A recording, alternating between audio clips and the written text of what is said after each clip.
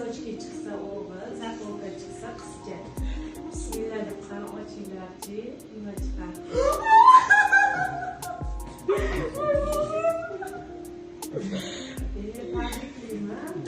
Azizlar, assalomu alaykum barchaga. Xudo xolasa mana ikkinchi homiladorlikka oyijonisi homiladorlar o'zi 13 haftalik chiqdi.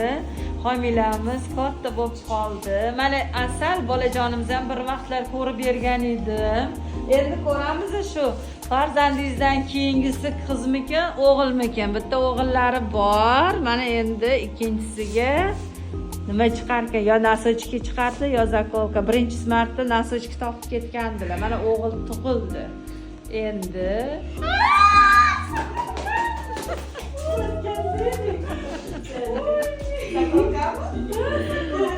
tabriklaymiz. Chika.